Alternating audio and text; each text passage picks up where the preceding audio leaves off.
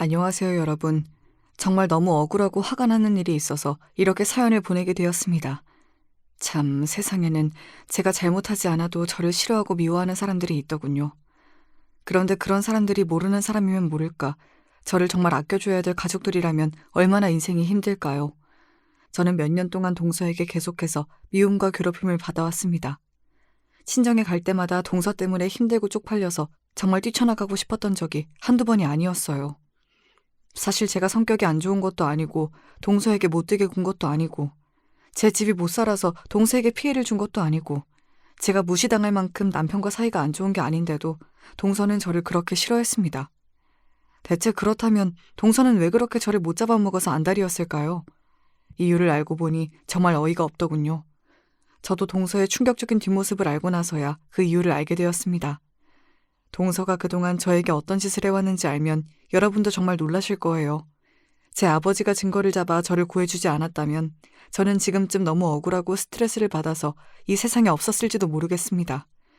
지금부터 동서가 저에게 한 악행과 의사로서 저지른 최악의 일, 그리고 친정아버지가 어떻게 벼랑 끝에 몰린 저를 살려주셨는지도 말씀드릴게요. 먼저 저는 어릴 때부터 부모님의 사랑을 많이 받고 컸습니다. 여동생이 한 명 있었는데 여동생과도 사이가 굉장히 좋았어요. 어머니는 직장을 다니다가 저를 낳으시면서 일을 그만두셨고 이후에는 평범한 주부로 저와 제 동생을 잘 돌봐주셨습니다. 어머님께서는 요리도 잘하셨어요. 저는 그 덕에 결혼해서도 엄마의 도움을 받으며 남편에게 맛있는 요리를 해줄 수 있었습니다. 아버지는 대기업에 입사하셔서 말년에는 임원으로 승진할 정도로 회사를 잘 다니시고 능력도 좋으셨습니다. 물론 저희 집이 금수저 건물주 이 정도는 아니었지만 그래도 먹고 사는 데는 큰 지장 없는 화목한 중산층 가정쯤은 됐던 것 같아요. 이런 가정에서 자라서 저도 크게 부모님의 속을 썩인 적은 없었습니다. 그런데 이런 제가 결혼을 하고 나서야 부모님의 속을 썩이게 될 줄은 정말 몰랐어요. 지금도 예전과 다르게 주름이 많이 생긴 아버지를 보면 괜히 저 때문에 흰머리가 더 많이 생기신 것 같아서 미안하고 그렇습니다. 대학교 때도 제 미래에 대해 크게 고민하지 않았던 것 같아요. 저는 안정적이었던 아버지를 따라서 전공을 살려 직장 생활을 하게 되었습니다. 입사한 회사에서 지금의 남편을 만났어요. 남편이 제 회사 상사였는데 어느새인가부터 저에게 너무 티나게 잘해주더라고요. 다정한 모습에 반했던 것 같습니다. 사실 남편 이외에도 회사에 있는 많은 동료 남성분들이 저에게 고백을 했었어요. 제 입으로 이런 말 하긴 좀 그렇지만 제 얼굴이 되게 선하게 생겼다고 예쁜 편이라고 그러더라고요. 제가 왜 남편에게 저에게 고백을 했냐고 하니까 남편은 첫 번째로 얼굴이 너무 마음에 들었고 두 번째로는 얼굴처럼 선한 마음씨와 성격이 좋았다고 합니다. 제가 그냥 늘 무난하게 문제없이 잘 사는 사람이어서 저를 꼬시기 위한 칭찬 정도로 받아들였어요.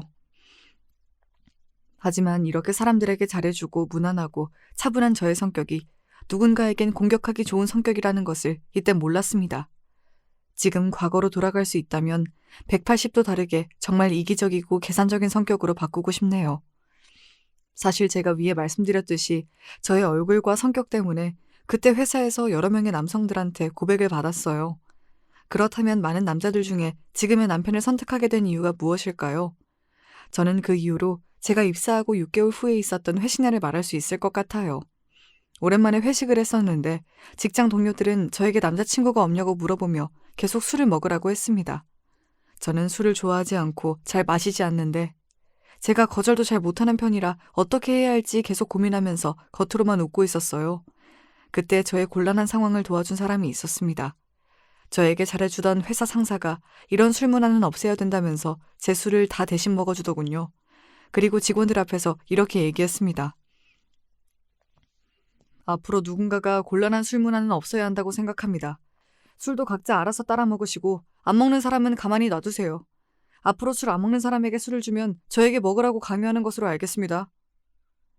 이 말이 끝나자마자 사람들은 멋있다고 했고 저도 많은 사람들 앞에서 확실하게 저를 위해 말해주는 모습을 보고 아, 이 사람과는 결혼해서 어떤 일이 있어도 이렇게 나와 달리 단호하게 말하면서 나를 지켜주겠구나. 확신이 들어서 결혼을 결심하게 되었습니다. 이후 남편의 집에 찾아가니 남편의 남동생, 지금 저의 도련님이 보였습니다. 그리고 제가 결혼하기 전부터 여자친구가 있으셨어요. 지금의 저를 미친 듯이 괴롭힌 동서가 될 사람이었던 거죠. 그렇게 저는 결혼하기 전부터 남동생의 여자친구분과도 인사를 나누게 되었습니다. 사실 처음 봤을 때부터 좀 싸한 부분이 있었어요. 그게 뭐냐면 너무 자기 자랑을 많이 하더군요. 물론 자랑할 만했습니다. 동서는 능력 좋은 피부과 의사로 집안 재력도 막강했거든요. 저도 동서가 늘 대단하다고 생각했습니다. 그래서 더 잘해주고 친해지려고 노력했죠. 근데 동서는 저를 만날 때마다 항상 저에게 이런 말을 하더군요. 형님은 모아둔 돈 많이 없으시죠? 저는 많은데. 혹시 돈 필요하면 저한테라도 말하세요. 근데 형님, 그래도 돈 빌릴 사람 많아서 좋겠어요. 얼굴이 예쁘셔서 인기 많으실 것 같은데, 그쵸? 근데 얼굴 그거 계속 보면 질리거든요. 사람은 능력이 있어야죠. 의사 정도는 돼야 대화도 잘 되고 오래 봐도 안 질리잖아요. 뭐 이런 식으로 되게 뜬금없는 얘기들을 하더라고요. 처음에는 좀 어린데 당돌한 사람이구나 생각하고 넘겼었는데 지금 생각해보면 머리가 정상인 사람이 저런 말을 결혼하기도 전에 저한테 안 하지 않을까요?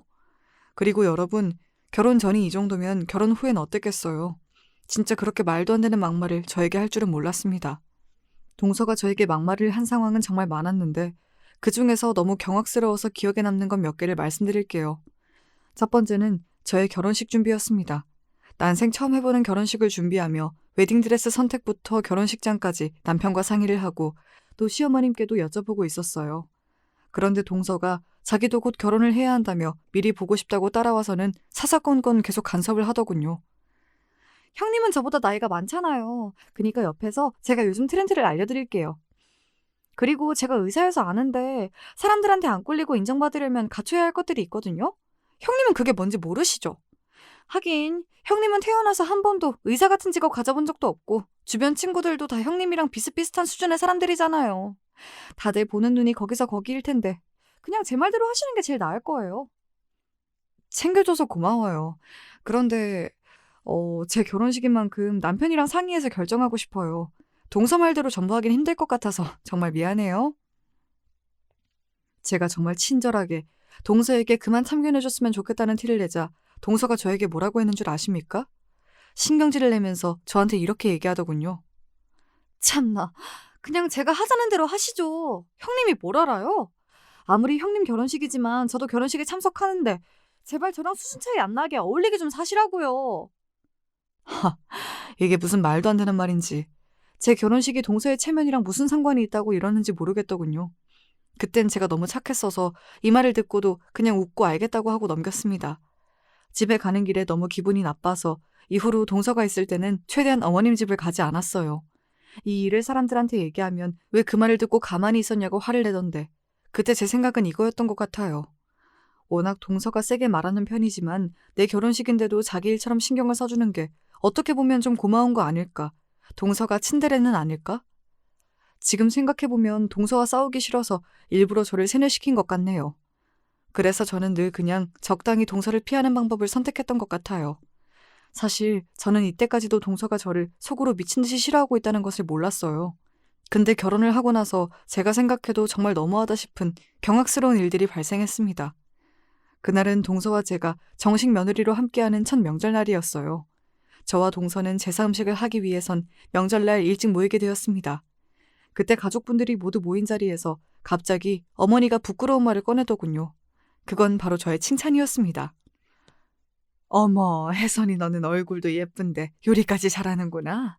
어쩜 이렇게 예쁘게 전을 부칠 수가 있니? 혜선이는 성격도 좋고 얼굴도 예쁘고 요리도 잘하고 내가 어떻게 이렇게 완벽한 며느리를 얻었을까? 사실 어머님이 예전부터 제가 만든 음식을 좋아하셨는데 이렇게 가족분들이 모두 모인 자리에서 저를 칭찬하실 줄은 몰랐습니다.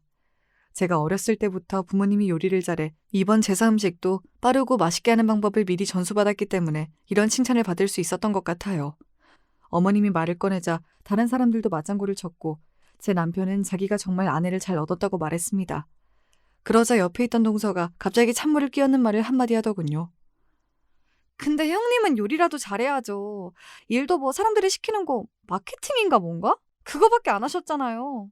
일이 쉬우니까 그만큼 요리 연습할 시간도 많겠죠. 저도 의사 안 했으면 형님보다 더 요리 잘할 것 같은데. 그쵸, 어머니?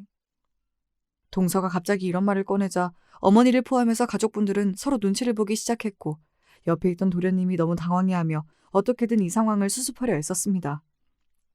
하하, 아이 또 시간이 많다고 모두가 다 요리를 잘하는 건 아닌데 아무래도 이제 형수님이 오늘 첫 명절을 위해서 노력을 정말 많이 하신 것 같아요. 아무튼 저랑 형이랑 모두 결혼해서 이렇게 예쁜 며느리가 둘이나 있어서 우리 엄마가 참 좋으시겠어요. 어머니는 의사 며느리가 있어서 좋으시겠죠. 저는 시간이 없어서 미치겠어요. 손님도 너무 많이 늘고 있고 아직 공부해야 할 것도 많고 요즘은 돈이 너무 잘 벌려서 재테크 어떻게 해볼까도 고민이라니까요. 그런데 요리? 그걸 할 시간이나 있겠어요? 형님은 좋으시겠어요. 아무것도 안 하고 요리만 집중할 수 있어서. 도련님의 수습에도 동서가 계속해서 의사인 자기만 지켜올리고 저를 까내리려고 노력하자 참다 못한 어머님이 나섰습니다. 의사 며느리 너무 좋지. 둘째 며느리는 능력 좋은 의사인데다 성격도 밝고 말도 잘하고 정말 요즘 음식을 안 먹어도 배가 부르다니까. 거기다가 첫째 며느리 혜선이는 둘째랑 다르게 요리도 잘하고 착하고 또 얼굴도 예쁘잖아. 나는 첫째 며느리를 생각해도 너무 기분이 좋아. 어머님은 상황을 정리하기 위해 며느리 둘을 모두 칭찬하셨고 그렇게 상황 정리가 되나 했는데 동서의 표정이 정말 굳어있더군요. 무언가 마음에 안 드는 눈치였습니다. 이후 제가 설거지를 하는데 동서가 와서 저에게 의미심장한 말들을 꺼냈습니다. 한마디로 시비를 건 것이죠. 형님은 좋으시겠어요. 얼굴 예뻐서 아무것도 안 해도 사람들이 좋아해 주잖아요. 저는 의사에서 너무 바쁘고 돈도 잘 벌어서 누가 봐도 어머님은 저를 더 좋아하실 것 같은데 왜 형님까지 늘 같이 칭찬하는지 이해가 안 가네요. 어머, 죄송해요. 제가 너무 솔직하게 말해서. 형님 기분 나쁘셨어요? 근데 둘이 있을 땐 좀 솔직해도 되잖아요. 참, 우리 어머님 너무 착해요. 형님 기죽지 말라고 같이 칭찬해 주시는 것 봐요. 근데 형님이 생각해도 제가 형님보단 낫죠? 여러분, 대체 동서는 왜 가만히는 저에게 이런 말을 하는 걸까요? 아무리 생각해도 원하는 대답이 뭔지 모르겠더군요. 저에게 열등감을 느낀다기엔 동서도 너무 잘난 사람이잖아요. 저는 미움을 받으면서도 이유를 알 수 없었고 이후로도 동서는 제 마음에 상처가 나는 말만 골라서 했습니다. 동서를 만날 때마다 너무 힘들어서 남편에게도 말을 할까 많이 고민했지만 어차피 명절 말고는 제가 어머님 집에 안 가면 마주칠 일이 없을 것 같아서 그냥 조용히 있었습니다. 남편이 오해해서 괜히 제가 동서를 싫어하는 걸로 착각하면 어쩌나 생각도 들었고요. 그렇게 동서를 피하면 아무 일이 안 생길 줄 알았는데 아니더군요. 그날은 정말 생각하기도 싫은 최악의 날입니다. 오랜만에 어머님을 모시고 남편과 여행을 가게 되었어요. 어머님이 가고 싶다는 곳에 예약을 잡아두고 여행을 갔는데 사실 그날 저에게 굉장히 우울한 일이 있었어요. 제가 직장에서 아쉽게 승진 기회를 놓친 것이었습니다. 어머님이랑 남편도 기대하고 있어서 머뭇거리며 사실을 말씀드렸더니 다들 오히려 저를 위로해 주더라고요. 그런데 이 일을 동서도 알게 된 모양이었어요. 저한테 승진을 못해서 괜찮냐는 식으로 문자가 오더군요. 그러더니 갑자기 예상치 못한 일이 벌어졌습니다. 일이 있어서 못 온다던 동서가 도련님까지 설득해서 갑자기 지방으로 온 것이었습니다. 처음에는 오랜만에 여행을 너무 가고 싶어서 시간을 만들어서 온 건가 생각했는데 나중에 저에게 하는 행동을 보고 왜 왔는지 확실히 알 수 있었습니다. 이 일은 진짜 지금 생각해도 열이 받네요. 형님, 이번에 또 승진 기회 놓치셨다면서요. 얼굴로 다 되는 건 아니구나. 제가 일 잘하는 법 좀 알려드릴까요? 그래도 제가 의사인데 형님보단 잘 알겠죠. 근데 사실 그렇게 일도 못하면서 뭐하러 회사 다녀요? 그냥 남편이 주는 돈 꼬박꼬박 받으면서 애나 잘 키우면 되죠. 이 말을 들은 도련님이 동서를 말리면서 한마디 했습니다. 자기야, 지금 형님 속상하신데 그게 무슨 말이야. 아니, 까놓고 얘기해봐요. 형님, 뭐 다 가족들이니까 괜찮잖아요. 저 형님 위로하고 싶어서 솔직하게 얘기하는 거예요. 저 말고 다른 분들도 속으로는 저랑 똑같은 생각하고 있었죠. 솔직히 승진 기회를 한두 번 놓친 것도 아니잖아요. 네, 제가 부족해서 죄송해요. 앞으로는 제가 더 노력해볼게요. 이후 가족들 앞에서 저를 망신 준 게 정말 기분이 나빠서 방에서 좀 쉬고 있었습니다. 회사 승진이 제 노력만으로 되는 건 아니었어요. 예전부터 승진을 기다리던 선배들도 있었기에 쉽지가 않았습니다. 이후 남편이 저를 위로하기 위해 들어왔어요.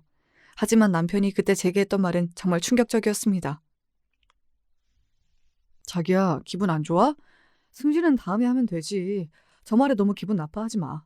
가족끼리 뭐 맨날 좋은 말만 할 수 있는 것도 아니고 답답하니까 한마디 한 거겠지. 그냥 화 풀어. 우리 가족끼리 싸우지 말자. 이런 식으로 저에게 동서가 무슨 말을 하든 너가 성격이 좋으니 참으라는 식으로 얘기하더라고요. 솔직히 좀 실망했습니다. 생각해보면 남편은 정말 불필요할 정도로 평화주의자였어요. 특히 가족들끼리 싸우는 걸 정말 싫어했죠. 그런데 여러분, 아무리 가족이라도 서로 잘못을 했을 때나 고쳐야 될 부분이 있으면 안 좋은 소리도 하고 넘어가야 되는 거 아닌가요? 하지만 제 남편은 어떻게든 한 명이 참거나 아니면 빠르게 결론을 내서 싸우지 않는 상황을 만들어야 직성이 풀리는 사람이었습니다. 저는 제가 대놓고 그렇게 무시를 당했는데도 무조건 참으라고 말하는 남편에게 그 순간 정말 섭섭하기도 하면서 믿음이 떨어졌어요. 그래서 그냥 남편의 말에 별 대답 없이 알았다고 했고 그냥 시어머님 앞에서만 남편과 좋게 얘기하고 또 그렇게 화를 꾹꾹 참았습니다. 이 일이 있고 나서 저는 저를 이렇게 미워하는 사람이 있다는 것 자체가 정말 큰 스트레스로 다가왔어요. 이후 친정 부모님을 만났는데 제가 계속 표정이 안 좋으니까 무슨 고민이 있냐고 물으시더군요. 저는 큰 고민은 없고 그냥 인간관계가 쉽진 않은 것 같다. 사실 가족이라고 모두가 나에게 힘이 되는 것도 아니니까 나는 내가 잘 지키겠다고 말하며 상황을 넘기려 했습니다. 저는 이 대답을 들은 아버지가 아직도 철이 없구나라고 말씀하실 줄 알았는데 이후 이어진 아버지의 반응은 정말 예상치 못한 말들이었습니다. 누가 우리 혜선을 괴롭힌 거야? 안 되겠다. 오랜만에 기분 전환이나 하자. 주말에 아빠가 백화점 쏜다. 유명한 브랜드 뭐 있지? 명품도 괜찮으니까 원하는 거 다 사줄게. 얼른 기분 풀어. 아버지의 호탕한 대답에 저를 포함해서 어머니와 제 여동생 모두 웃음을 터뜨렸습니다. 그리고 동생과 어머니는 자기도 사달라며 난리를 쳤죠. 아버지는 이러다 나 파산하겠다면서 다 하나씩 사줄 테니 주말에 백화점 가자라고 외쳤습니다. 사실 오랜만에 가방을 사면 기분이 풀릴 것도 같았지만 그보다 가족들과 오랜만에 데이트를 하는 게 더 기대됐어요. 그렇게 주말에 가족들과 백화점 명품관을 방문하게 되었습니다. 여동생은 아쉽게도 일이 생겨서 빠져야 했습니다. 그곳에서 정말 오랜만에 명품 가방을 둘러보고 있었습니다. 오랜만에 쇼핑을 나오니까 정말 기분이 좋더라고요. 마치 처녀대로 돌아간 기분이었습니다. 그렇게 직원들의 추천을 받아 열심히 명품을 고르고 있었는데 그때 생각지도 못하는 사람을 만나게 되었습니다. 왜 하필 여기서 이 사람을 만나게 됐는지 모르겠어요. 제 눈에 보인 불청객은 바로 동서였습니다. 동서는 저를 보며 깜짝 놀란 표정으로 여기는 왜 왔냐고 물어봤습니다. 저는 동서에게 그냥 오랜만에 쇼핑을 좀 하러 왔다고 했죠. 동서 옆에는 동서의 친구들도 같이 있었는데 저에게 차마 입에 담아선 안 되는 말을 막 꺼내더라고요. 정말 충격을 받았습니다. 형님, 명품 살 돈 있으세요? 참, 수준에 맞게 사셔야죠. 정말 사람들 다 들리게 이런 말을 하더라고요. 너무 기분이 나쁘고 수치스럽고 화가 나서 아무 말도 못하고 주먹을 꽉 쥐고 있는데 그때 정말 예상치 못한 일이 일어났습니다. 옆에서 다른 가방을 보고 있던 아버지가 이 말을 들었나 봐요. 동서에게 화를 내며 뺨을 때렸고 동서는 그 자리에서 소리를 지르며 주저앉았습니다. 너 누구야? 누군데 내 딸한테 주제에 맞게 살라는 말을 해? 아저씨 미쳤어요? 동서와 아버지가 마주치는 건 정말 생각지도 못한 상황이라 저는 너무 놀라 아무 말을 못했습니다. 그러자 옆에 있던 어머니가 달려와서 말했습니다. 어디서 본 것 같은데 저희 분명 아는 사이 맞죠? 어머니의 말을 듣자 정신이 든 저는 이 상황을 어떻게든 정리해야 될 것 같아서 부모님께 말씀드렸습니다. 아버지, 이 사람은 제 동서예요. 동서, 이분은 제 아버지입니다. 그러자 모두가 놀란 표정을 짓더군요. 아빠가 정말 어이가 없는 표정으로 다시 동서에게 화를 냈습니다.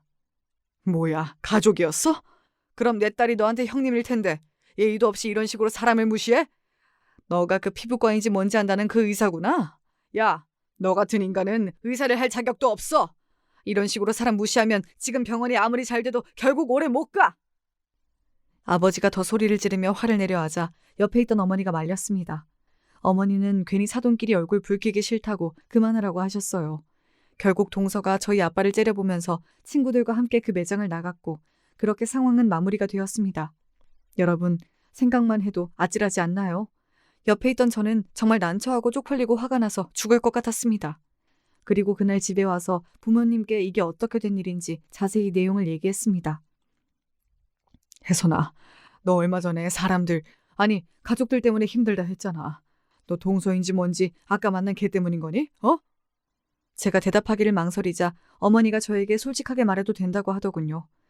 결국 저는 그동안 있었던 일을 모두 털어놓았습니다. 눈물을 흘리며 동서가 저에게 했던 말들과 가족 행사 때마다 저를 무시했던 일들을 다 이야기했죠. 그런 일이 있었구나. 너를 밖에서 만났는데 심지어 옆에 친구들도 있는 것 같은데 너한테 주제에 맞게 살라는 말을 할 정도면 그동안 너한테 어떤 식으로 했을지 뻔히 보인다. 정말 나쁜 애구나. 그런 애가 의사를 하고 있다니 참. 그러자 아버지가 몸을 부르르 떨며 저를 위로했습니다. 아버지는 그동안 너무 힘들었겠다고 어떻게든 앞으로 제가 힘들지 않게 이 일을 해결해 주겠다고 얘기하시더군요. 아버지는 당장 제 남편을 데려오라 했는데 아버지가 남편을 혼낼까 무서워 제가 따로 이야기하겠다고 했습니다. 사실 저희 아버지는 평소에 굉장히 얌전하고 침착한 성격입니다. 저도 아버지가 이렇게 화를 내시는 건 처음 본 것 같아요. 아버지한테는 남편한테 말하겠다고 했지만 사실 저는 이 사실을 숨기고 최대한 가족 행사에 아프다는 핑계로 가지 않으면서 동서와 안 마주치기 위해 노력했습니다. 참고로 동서는 그날 이후 저에게 그 어떠한 사과 문자도 하지 않았어요. 정말 저를 가족으로 취급하지도 않는 것 같았습니다. 그러다가 몇 달 후 저는 정말 갑작스럽고 예상치도 못한 전화를 받게 되었습니다. 전화를 건 사람은 바로 동서였어요. 동서는 전화를 받자마자 갑자기 울면서 그동안 자기가 잘못했다고 자기를 도와달라고 말하더군요. 무슨 일이 있냐고 물어보니 정말 충격적인 대답을 들었습니다. 피부과에 기자들이 미친 듯이 찾아왔고 경찰들도 찾아와서 영업을 더 이상 못하게 되었다고 하더군요. 그뿐만 아니라 환자들까지 소송을 걸겠다고 난리를 쳤다고 합니다. 저는 너무 깜짝 놀라 갑자기 왜 이런 일이 생겼냐고 뭘 잘못했냐고 난리를 치니 동서가 저를 원망하며 이런 말을 하더군요. 형님, 모른 체 하지 마세요. 다 형님이 뒤에서 시키신 거잖아요. 형님 아버님이 저 망하게 하려고 그동안 아주 난리를 치고 계셨던데요. 이런 식으로 제 뒤통수 치니까 좋으세요? 그동안 착한 척 다 하더니 진짜 무서운 사람이네요, 형님. 이번 일로 저 망하면 다 형님 책임인 거예요. 당장 형님이 다 해결하시라고요. 저는 이 말을 듣고 정말 당황했고 동서가 무슨 말을 하는지 도저히 알 수가 없었습니다. 이후 전화를 끊고 당장 아버지한테 전화를 했죠.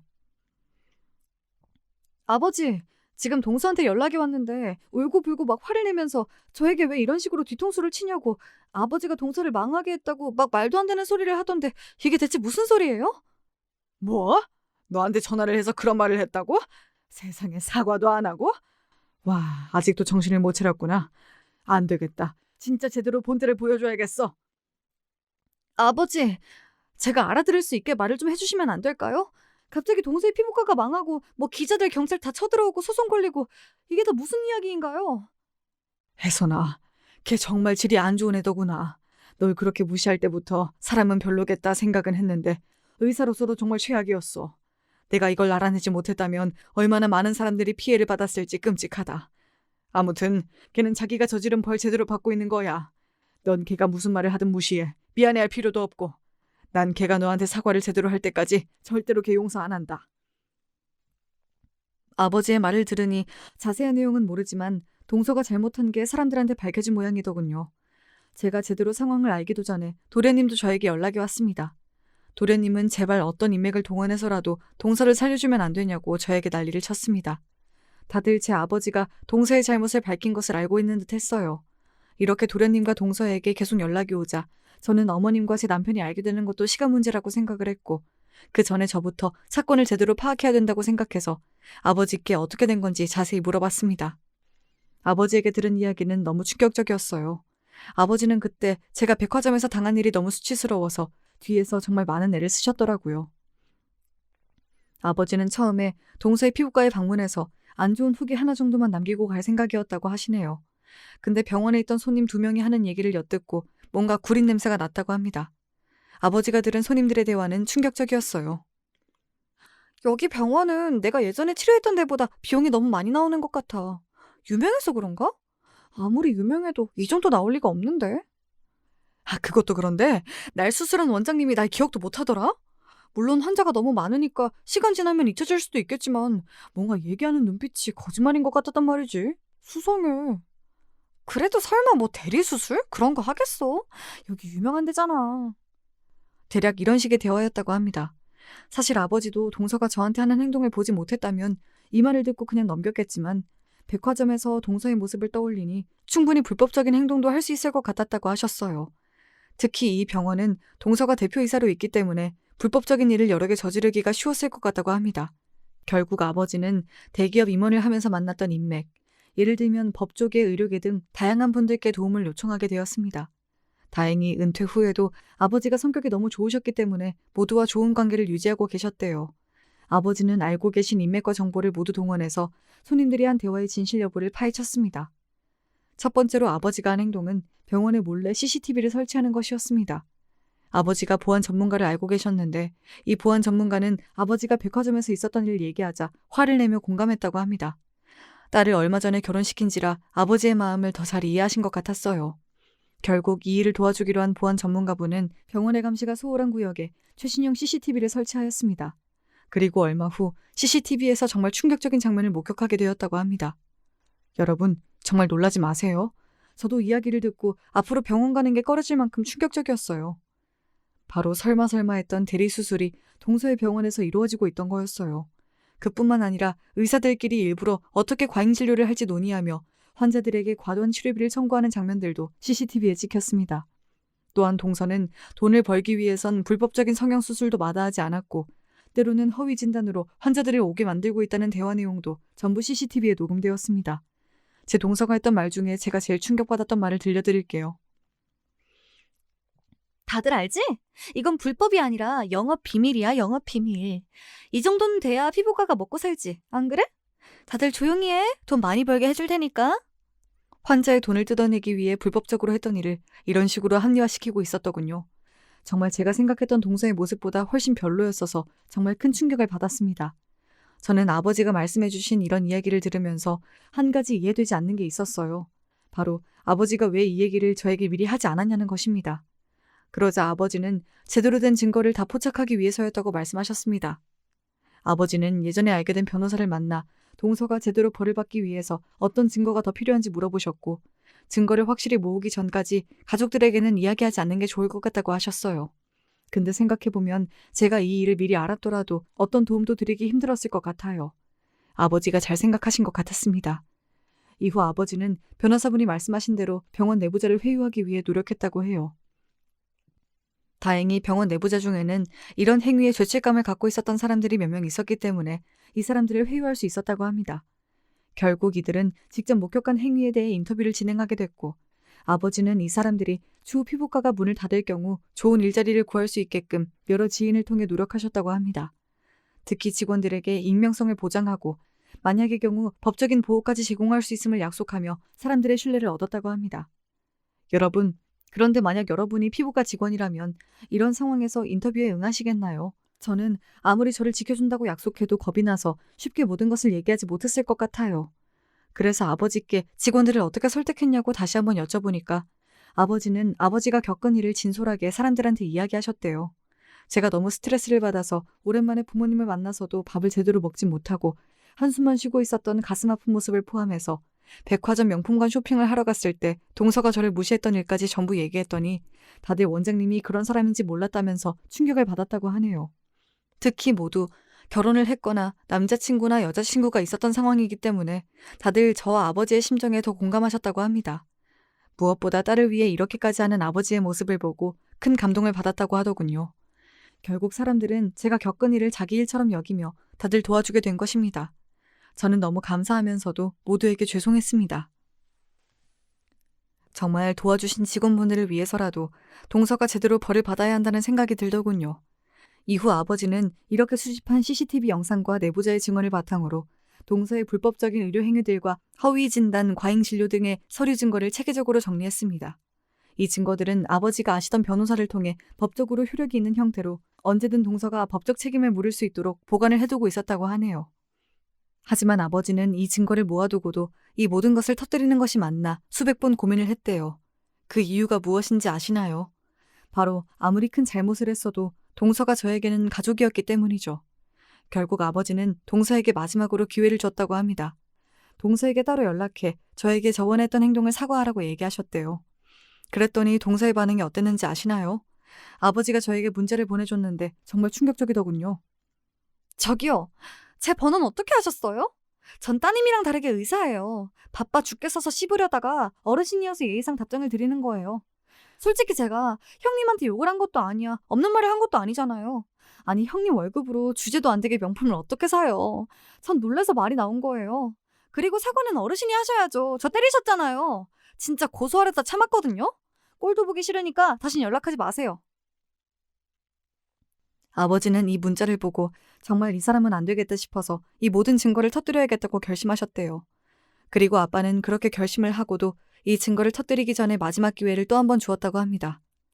아버지가 옛날에 알았던 기자분한테 이 이야기를 전하였고 기자분은 환자인 척 피부과를 방문하셨대요. 기자분도 이 일이 워낙 특종이기도 하고 또 제가 겪었던 일을 얘기해 주니까 화가 나서 어떻게든 이 일을 돕겠다고 했대요. 그리고 기자분이 피부과에 가서 동서간 얘기를 들었는데 정말 뻔뻔한 태도였다고 합니다. 원장님, 솔직하게 얘기해 주시면 좋겠습니다. 환자들에게 돈을 더 많이 받으려고 과잉 진료를 하고 허위 진단을 하신 적이 있으시죠? 그리고 대리 수술까지 진행하고 있는 걸로 알고 있는데 사실인가요? 지금이라도 솔직하게 얘기해 주시면 당장 기사는 퍼뜨리지 않겠습니다. 대신 지금 하고 있는 불법적인 일 전부 멈춰주세요. 뭐야? 당신 환자 아니지? 진짜 어이가 없네. 그런 말도 안 되는 소리를 할 거면 꺼져. 우리 병원같이 투명한 데가 어딨다고 그런 말도 안 되는 말을. 당장 나가라! 이렇게 호통을 치더니 병원 직원을 불러서 기자분을 그냥 내쫓아버렸다고 합니다. 기자분은 충분히 좋게 얘기하고 기회를 줬는데도 이런 식으로 얘기하길래 너무 화가 나고 말이 안 통하는 사람이라는 생각이 들어 언제든지 올릴 수 있게끔 기사를 써놨다고 해요. 아버지에게 이 모든 얘기를 들으니 정말 소름이 돋았습니다. 동서가 질투가 많고 당돌한 것은 알고 있었지만 이런 식으로 뒤에서 환자들에게까지 불법 행위를 저지르고 있을 줄은 몰랐거든요. 저도 사과를 받아야 되지만 동서가 환자들한테도 사과를 하고 당장 이런 행위를 멈춰야 된다고 생각했습니다. 이 상황에서 제가 해야 될 일이 뭔지 모르겠더군요. 머리가 정말 복잡했고 또 한편으로는 아버지께 정말 감사했어요. 이 모든 것을 밝히기 위해서 정말 머리가 아팠을 텐데 아버지는 저를 위해 큰 결심을 하셨고 철저하게 준비해 오셨습니다. 아버지께 정말 깊은 존경과 감사를 느꼈어요. 아버지의 노력이 없었다면 저는 여전히 동서에게 고통받고 있었을 것이고 저뿐만 아니라 동서의 병원에 간 환자들도 굉장한 고통을 받고 있었겠죠.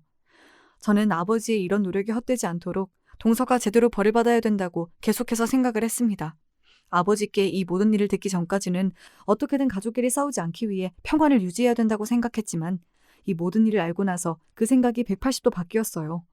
이 일을 남편에게 알려야겠다고 생각했는데 마침 다음 날 남편이 먼저 저에게 연락이 왔습니다.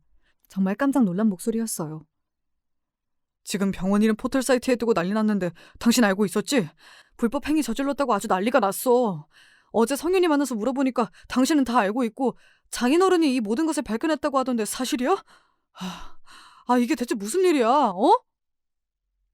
남편의 이 말에 깜짝 놀라 저도 인터넷을 들어가 봤는데 정말 동서의 얼굴과 이름이 인터넷에 다 퍼져 있었고 아주 욕을 제대로 듣고 있더군요. 와, 인터넷의 힘이 이렇게까지 강력한 줄 몰랐습니다. 저도 너무 당황스러웠는데 갑자기 알게 된 남편은 얼마나 더 놀랐을까요? 남편에게 숨김없이 모든 걸 이야기할 타이밍이라는 생각이 들어 남편에게 저녁에 대화를 하자고 했습니다. 이후 저는 남편에게 그동안 동서와 저 사이에 있었던 일을 사실대로 얘기했어요. 남편은 굉장히 충격을 받은 모양이었습니다. 평소에 가족의 평화를 위해서 제가 당했던 수모까지 무시했던 남편이 어떤 반응을 할까 궁금했는데 남편은 정말 웃지도 않고 울지도 않았습니다. 제 아버지한테 고맙다는 말도 하지 않았고 왜 그러냐는 원망도 하지 않았죠. 생각할 시간이 필요한 듯 보였습니다. 이후 저는 아버지와 함께 동서가 운영하는 피부과를 찾아갔어요. 설마 했던 장면들이 눈앞에서 펼쳐졌습니다. 정말 드라마 같았죠. 그동안 진료받았던 환자들이 와서 자리를 차지하고 있더군요. 다 함께 소송을 걸 거라며 단체 톡방도 만들고 있었습니다. 이 병원 원장 진짜 쓰레기였네. 내 이럴 줄 알았어. 어쩐지 돈이 너무 많이 나오더라니까? 아니, 돈 욕심도 욕심인데 어쩌려고 대리 수술까지 하냐?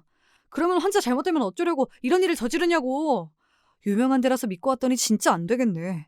이 원장은 자기가 대리 수술 받다가 한번 잘못돼 봐야 정신을 차린다니까? 대리 수술 얘기를 들으니까 갑자기 PTSD가 오네요. 사실 예전에 제가 피부가 확 뒤집어지면서 문제가 생겨서 동서의 피부과에 간 적이 있었습니다. 그때도 지금 생각해보니 대리 수술을 진행한 것 같아요. 동서는 수술 내용을 제대로 알지 못했고 제가 다음번에 가니까 아예 다른 의사가 저를 상담해 주더라고요. 동서가 바쁘다는 핑계를 댔었는데 사실 다른 의사가 동서보다 제 수술에 대해 훨씬 더 많은 것을 알고 있는 것 같았습니다. 다른 의사뿐만 아니라 거기에 있던 간호사 같은 분들도 더 많은 걸 알고 계시던데 누가 수술한지 모르겠네요. 저는 그냥 사람들이 다 똑똑한가 보다 생각했는데 지금 보니까 대리수술일 수도 있겠다는 생각이 드네요. 그리고 결국 이런 제 의심은 확신이 되었습니다. 이후에 아버지를 통해 대리수술에 관련된 서류를 보자 저의 수술도 역시 대리수술로 진행한 게 맞더라고요. 아무리 그래도 가족인데 어떻게 대리수술을 진행할 수가 있는지 정말로 동서가 너무 무섭고 이 상황에 화가 났습니다. 동서에게 따지고 싶었지만 이후 동서와는 연락도 되지 않았어요. 그리고 상황은 점점 더 악화되었습니다. 동서의 사건은 온갖 SNS에 퍼졌고 유튜버들도 동서의 병원 사건을 다루며 동서는 그냥 사회에서 완전히 매장되었습니다. 경찰의 수사까지 받게 되었고 병원 문도 당연히 닫게 되었죠. 그냥 완전히 망했다고 보시면 됩니다. 그리고 경찰이 조사를 하면서 알게 됐는데 저희 아버지가 모은 증거 말고도 굉장히 많은 불법 행위가 있었더라고요. 참 이때까지 이걸 어떻게 다 숨겼는지. 동서가 생각보다 간이 컸구나라는 생각도 들었습니다. 그리고 어떻게 퍼졌는지 모르겠지만 동서가 백화점에서 저한테 한 말들도 사람들이 모두 알고 있더라고요. 또 사람들은 제 연락처를 어떻게 알았는지 저에게 계속 말도 안 되는 부탁을 하더군요. 안녕하세요. 혜선 씨 맞으시죠? 이 사건의 주인공이요. 아니 어떻게 동서가 형님한테 그런 행동을 할 수가 있나요? 진짜 의사로서도 별로고 가족으로서도 별로다, 그쵸? 지금 굉장히 화가 많이 나실 것 같은데 사실 많은 시청자분들, 그러니까 뭐 거의 전 국민이죠. 이 사건 모르는 사람이 없으니까. 다들 지금 혜선 씨가 어떤 심경일지 너무 궁금해하고 있어요. 인터뷰 좀 해주시면 안 되나요? 부담스러우시면 그냥 인터뷰 이런 거 다 필요 없이 속 시원하게 그동안 당했던 거 다 말하고 동서 욕 좀 제대로 해보시죠. 네? 저는 평소에 관심 많은 것을 좋아하지도 않고 저까지 괜히 얼굴을 팔리고 싶지 않았기 때문에 몇 번이나 이와 비슷한 연락이 왔지만 거절했습니다. 그러자 사람들은 제 심경을 마음대로 써서 말도 안 되는 뉴스를 퍼뜨리더군요. 제가 너무 스트레스를 받아서 남편에게 이야기를 했습니다. 그러자 남편의 반응이 어땠는 줄 아시나요? 남편의 이 반응이 제가 남편과 이혼을 결심하게 된 결정적인 계기였던 것 같습니다. 그러니까 사람들이 말도 안 되는 소리를 해도 너가 안 한 거니까 신경을 안 쓰면 되는 거잖아. 지금 가뜩이나 내 동생이랑 엄마도 이 때문에 스트레스를 받아서 미치려고 하는데 너까지 왜 이래? 너가 잘못한 거 아니지만 너가 그동안 우리 가족을 얼마나 안 좋게 장인어른께 말씀드렸으면 장인어른이 이렇게 증거를 잡으려는 노력까지 하셨겠어. 솔직히 나는 저도 좀 소름이 돋아. 참, 남편이라는 사람이 그동안 동서한테 무시받아서 힘들었던 제 마음이나 가짜뉴스로 스트레스 받고 있는 저를 위로하기는커녕 이런 식으로 저와의 대화를 아예 차단해버리더군요. 남편은 어느 정도 이 상황에 대한 원망이 저에게 있는 듯 했습니다. 물론 남편도 기분이 좋지 않았겠지만 여러분, 이 일이 제 탓인가요? 저는 남편이 저에게 소리를 지르고 욕을 한 것은 아니었지만 이런 태도에 너무 실망을 해서 남편과 이혼을 마음에 두고 있었습니다. 그리고 이 생각을 실행으로 옮기게 된 결정적인 계기가 있죠. 바로 그 다음날 제가 받은 연락이었습니다. 저에게 연락이 온 사람은 이 사실을 알게 된 시어머니였어요. 솔직히 어머님은 이 모든 상황에 정말 충격을 받았을 수도 있겠다라고 생각은 했어요. 그런데 아무리 그래도 그렇지 어머니가 저한테 이런 말을 하실 줄은 몰랐습니다. 지금 생각해도 정말 어이가 없어요. 어떻게 된 건지 다 들었다. 지금 일도 너가 만든 거라면서? 솔직히 너 잘못은 아니지만 미리 얘기라도 좀 해주지 그랬어. 우리 집안이 이렇게 풍비박산 나는 걸 너가 원했던 거니? 난 솔직히 정말로 너한테도 실망이다. 오히려 이런 식으로 제가 집안을 풍비박산 냈다고 말씀하시더군요. 제 남편이 저에게 했던 말과 오마주가 됐습니다. 솔직히 고맙다라는 말은 못 받아도 수고했다라는 말은 하실 줄 알았습니다. 그리고 이 사실을 알게 된 제가 얼마나 놀랐을지도 물어봐 주길 바랬는데 전혀 아니더군요. 저는 결국 남편과 시어머니에게 너무 실망을 해서 이혼 얘기를 꺼내게 되었고 그렇게 시댁과 완전히 작별을 하게 됩니다. 남편은 이혼하긴 싫어했지만 저의 완강한 의사가 있었기 때문에 결국에는 이혼을 해주더군요. 저는 이혼을 하고 나서 마음이 참 후련했습니다. 그냥 제가 그동안 너무 스트레스 받았던 모든 원인을 통째로 없애버린 느낌이라고 할까요? 제 속은 후련했지만 이 상황에도 제가 정말 미안했던 사람들이 있었어요. 바로 저의 아버지였습니다. 사실 아버지는 제가 정말 힘들 때 저를 구렁텅이에서 구해주신 분이었는데 그런 아버지가 저에게 남편과도 이혼하게 해서 정말 미안하다고 말씀하시더군요. 이 말을 듣고 아버지께 정말 죄송했습니다. 저는 항상 오히려 아버지 덕분에 진짜 제 삶을 살아가야 할 용기를 얻었다고 생각해요. 이 일이 아니더라도 동서가 있는 친정이라면 언제든지 비슷한 일이 터질 수 있었기 때문이죠. 저는 저를 위해 용기 내주신 아버지께 정말로 감사해서 다시 한번 열심히 살아보기로 하였습니다. 이혼 후 갈피를 못 잡는 제게 아버지는 아버지의 쇼핑몰을 추천하셨어요. 또 제가 얼굴이 예쁘고 몸도 말랐기 때문에 동생이 저에게 온라인 쇼핑몰을 함께 운영해보지 않겠냐고 제안하더군요. 그렇게 동생은 저를 모델로 열심히 촬영을 하고 요즘 유행하는 유튜브 쇼츠 같은 것들도 만들면서 저희는 쇼핑몰에 도전하게 되었습니다. 그러던 어느 날 갑자기 예상치 못한 반응이 일어났습니다. 하루아침에 100만 이상의 조회수가 터진 것이었어요. 사람들은 댓글로 다 저의 얼굴을 칭찬했고 옷도 어디서 샀냐는 질문이 많았습니다. 그렇게 저와 동생은 힘을 얻어 계속 꾸준히 영상을 올렸고 영상이 터질 때마다 옷 주문량이 확실히 늘어났습니다. 주후 저와 여동생의 쇼핑몰은 업계에서 인정받고 유명한 쇼핑몰이 되었고 저는 성공한 사업자로 자리매김하게 되었습니다. 그렇게 어느 날도 촬영을 하고 있는데 모르는 번호로 전화가 오는 거예요. 별 생각 없이 전화를 받았는데 아뿔싸 전화를 받지 말 걸 그랬어요. 전화를 한 사람은 바로 동서였습니다. 원망스러운 말투로 저에게 말을 하더군요. 안녕하세요, 형님 잘 지내셨죠? 소식 들었어요. 온라인 쇼핑몰 잘 돼가지고 요즘 기세 등등하게 사신다면서요. 어때요? 좋으세요? 전 그렇게 망하게 해놓고 형님은 승승장구하니까 좋으시냐고요. 형님 덕분에 저 남편하고도 이혼했잖아요. 그러고 보면 아주버님이나 제 남편이나 다 이혼하고 저희 집안이 아주 콩가루가 되었네요. 형님 때문에. 이렇게 만든 소감이 어떠세요? 동서는 끝까지 저에게 사과를 하지 않고 비꼬면서 이 모든 일을 제가 만들었다고 제 탓을 하더군요. 예전 같았으면 제가 참고 넘겼겠지만 이제는 가족도 아니고 또 사업을 하면서 사람들에게 아닌 건 아니라고 확실히 말하는 성격을 가지게 되었기 때문에 동서에게 제대로 이야기했습니다. 어쩌면 제가 늘 하고 싶었던 말이었죠. 동서 오랜만이네. 근데 동서 인생 참 불쌍한 거 알아? 솔직히 얘기해봐. 지금 나 질투나지? 예전엔 얼굴 예쁘고 성격 좋은 능력은 딱히 없는 그런 사람이었는데 이젠 능력까지 생겨 돈도 잘 벌어. 내가 너보다 나은 것 같으니까 짜증나는 거잖아. 지금 근데 내가 한 가지 확실히 말해줄 수 있는 건 난 쇼핑몰 시작하기 전에도 너보단 나았어. 너처럼 뒤에서 구린 짓 하고 사람 깔보는 인성 쓰레기인 애들보다 내가 훨씬 나았다고. 앞으로 다신 연락하지 말고 평생 네가 저지른 죄 자책하면서 환자들이랑 나한테 미안해하면서 살아. 어? 끊는다. 이렇게 말하고 전화를 확 끊어버렸습니다. 정말 속이 시원하더라고요. 이 대화 이후 동서는 저에게 연락을 하지 않았고 저도 당연히 동서에게 연락을 하지 않았습니다. 이후 저와 일을 하고 있는 제 여동생이 오늘 충격적인 얘기를 꺼내더군요. 바로 동서가 또다시 경찰에 잡혀갔다는 이야기였습니다. 제가 여동생에게 이 얘기를 어떻게 알게 됐냐고 하니 동생이 포털 사이트에 뜬 기사를 보여주더군요. 뉴스 내용은 정말 충격적이었습니다. 대리 수술과 불법 의료 행위로 논란이 됐던 유명 피부과 원장이 또다시 경찰에 잡혔습니다. 시골의 한 마을로가 불법적으로 미용 시술을 하면서 생계를 유지하다가 경찰에 붙잡힌 것입니다. 참, 아직까지도 이렇게 살고 있다니 안타깝더군요. 반듯하게 이번엔 제대로 살길 바랬는데 또다시 불법 시술을 저지르고 있다니. 사람이 안 변하네요. 예전엔 꽤 화려하고 능력 있어 보였는데 지금은 그냥 사기꾼으로밖에 안 보입니다. 그런데 이런 소식을 들을 때마다 통쾌하지도 않고 깊은 충격만 남네요.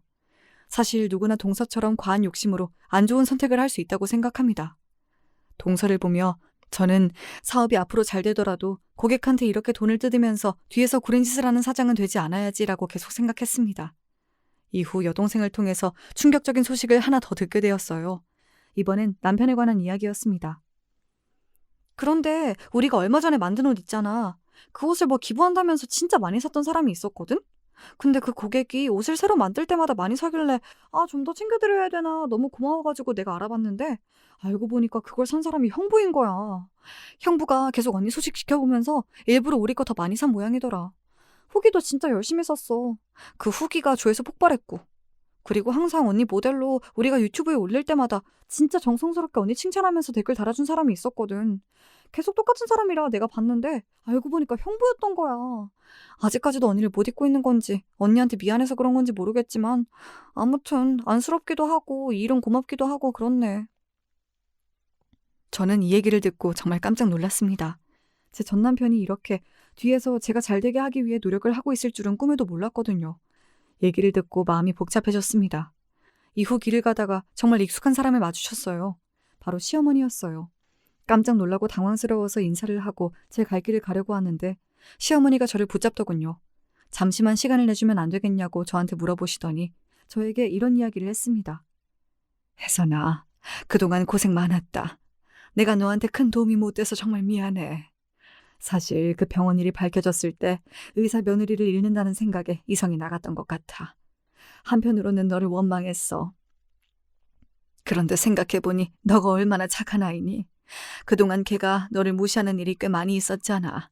그런데도 그냥 싸우기 싫어서 늘 네가 참고 넘어가니까 나도 그걸 당연하게 생각했던 거지. 넌 아무 잘못 없어. 우리가 어리석었고 걔가 나쁜 거지. 그리고 내 아들이 아직까지 너를 정말 사랑하는 것 같아. 가끔 술 먹고 와서 자기 행동을 후회하는 말도 많이 하더라. 그래서 혹시라도 너가 아직 마음이 남아있다면 우리 성현이 한 번만 용서해주고 다시 한번 잘 살면 안 될까? 내가 주책이라면 미안하다. 사업도 잘 되고 있다고 들었는데 너무 축하한다. 넌 착하고 능력도 좋으니까 앞으로도 더 잘 될 거야. 어떤 결정을 하든 늘 응원할게. 고맙다. 어머니의 진심 어린 사과와 위로를 들으니까 마음이 복잡해졌습니다. 아직 전 남편이 저에게 연락은 오지 않았는데 저한테 미안해서 연락을 못하고 있는 것 같기도 하네요. 저도 어떻게 해야 될지 계속 고민하고 있습니다. 여동생 말로는 지금도 댓글을 달고 물건을 사고 있다고 합니다. 여러분, 제가 먼저 연락을 해봐야 할까요? 제 남편과 앞으로 어떤 관계가 될지 모르겠네요. 좀 더 지켜봐야 할 것 같아요. 그보다 저는 제가 겪었던 동서 같은 사람을 만날 일은 더 이상 없었으면 좋겠습니다. 정말 동서가 저를 무시할 때 생각해보면 지금도 너무 힘들거든요. 그래도 저에겐 아버지, 어머니, 여동생처럼 저를 늘 도와주고 응원하는 사람이 있으니까 안 좋은 기억들 최대한 잊어버리고 잘 살아보겠습니다. 지금까지 제 이야기 들어주셔서 감사합니다.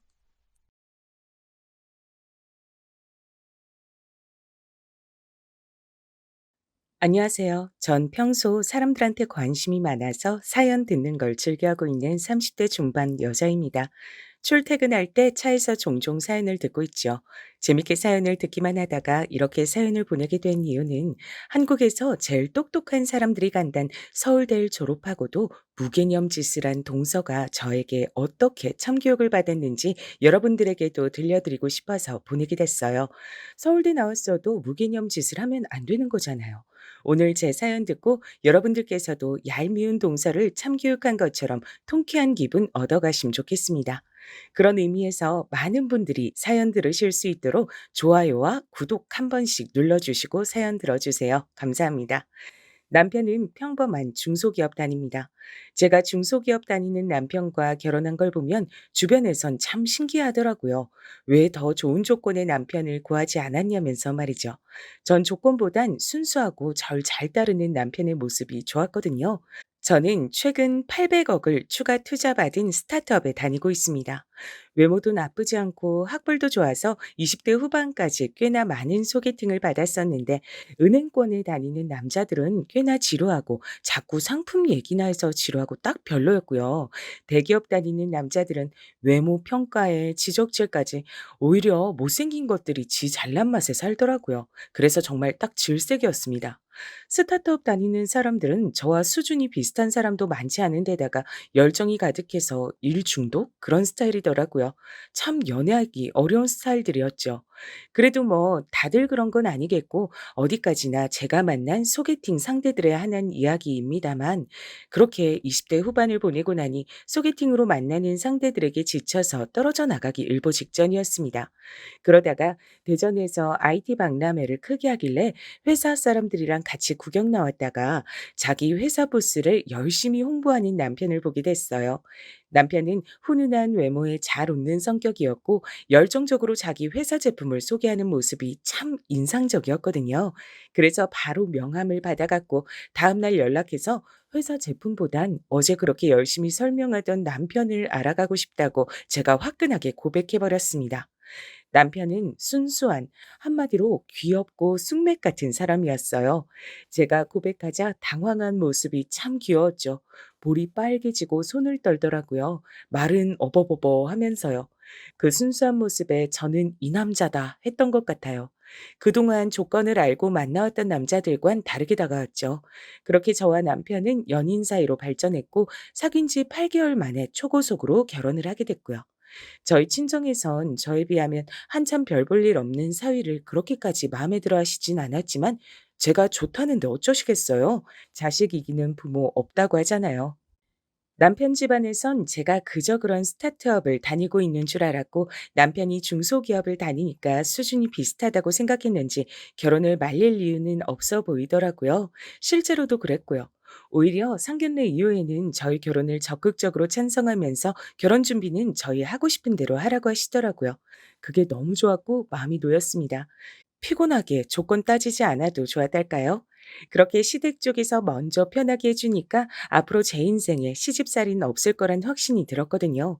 전 외동이라 엄마 아빠의 사랑을 듬뿍 받고 자랐고 당연히 결혼 지원도 몰빵으로 받을 거라 걱정이 없었습니다.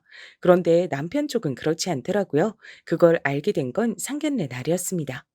안녕하세요. 새희 엄마 되는 사람입니다. 만나서 반갑습니다. 상견례는 저희가 새희 하나라서 처음이네요. 저는 새희 애비 되는 사람입니다. 저희 딸 외동이라 더 귀하게 키웠지만 보기보다 털털하고 시원시원한 장군감입니다. 배포도 크고요. 공부도 저 닮아서 참 잘했죠. 집안의 자랑입니다. 그래서 우리 딸 새희가 원하는 서경 씨를 사위로 드리기로 하고 이렇게 상견례 자리에 나오게 됐네요. 잘 부탁드리겠습니다. 아, 엄마 아빠도 참 나 너무 띄워주는 거 아니세요? 어머님, 아버님, 저희 엄마 아빠세요. 자기도 어머님이랑 아버님 소개 좀 해줘. 그래야지. 이쪽은 저희 어머니시고 저희 아버지세요. 전 장남이고 제 남동생은 이미 결혼을 했습니다. 오늘은 양가 부모님들과의 자리라고 생각해서 저희 동생네 부부는 부르지 않았어요. 안녕하세요. 세희 씨가 누굴 닮아 이렇게 미인인가 했더니 아주 어머님을 쏙 빼닮았네요. 저희 아들 석영이도 미남으로 키워왔는데 미인인 세희 씨를 만나서 얼마나 기쁜지 몰라요. 아이들이 이세가 기대되는 얼굴들이잖아요. 이 사람도 참 이렇게 실없는 소리도 자주 한답니다. 우리 석영이도 잘생겼지만 세희 씨도 참 미인이죠. 두 분께서도 모두 인상이 너무 좋으시네요. 식사부터 우선 시작해 볼까요? 네, 이제 식사 시작하겠다고 할게요. 잠시만요. 저희 집엔 아들만 둘이라서 이미 작은 아들은 진작에 장가 보냈고 우리 석영이 몫으로도 결혼자금 1억씩 해놓은 게 있어서 결혼 준비할 때 1억을 주려고 하거든요. 상견례 자리에서 미리 말씀드리는 게 계획 세우기에도 좋을 것 같아 말씀드려요. 아 네 그러시군요. 좋네요. 저희도 우리 딸 새 결혼 자금으로 1억 정도 보태 줄 생각하고 있었거든요. 공평하게 1억 씩만 하는 걸로 해요. 그래도 2억 이면 결혼 자금에 도움 많이 되겠네요. 그렇죠? 그러게요. 참 좋네요.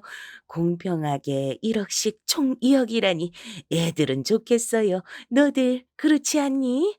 네. 그러게요. 맞아요. 이렇게 식사도 나오기 전에 벌써 결혼 자금 얘기부터 하시다니 역시 두 분 모두 화끈하신 면이 있으시다니까요. 미리 감사드립니다. 어머님, 엄마. 시댁에는 아들만 둘이라 제 남편이 장남이고 서방님이 차남이었습니다. 상견례 때 시어머니께서 미리 말씀하셔서 알게 된 건 시부모님이 아들들이 결혼할 때 1억씩 해주겠다고 미리 돈을 빼놓은 것이었죠. 전 외동이라 사실 더 받을 수는 있지만 미리 패를 오픈해서 제가 더 많이 해갈 필요는 없잖아요. 그래서 저희 집에도 상견례 때 이야기 나온 것처럼 양가에서 딱 1억 받아서 결혼 준비하려고 했습니다. 그렇게 무사히 상견례 마쳤고 상견례 땐 무난하게 흘러가서 별 문제가 없을 거라고 생각했고요. 다가온 결혼 준비에 여념이 없었습니다. 결혼 준비를 하며 시아버지께서 먼저 남편에게 준비해 두신 1억을 보내주셨어요. 그때 저도 마침 옆에 있어서 같이 확인을 해서 알고 있었고요. 근데 이게 사실 확인을 할 일은 아니잖아요.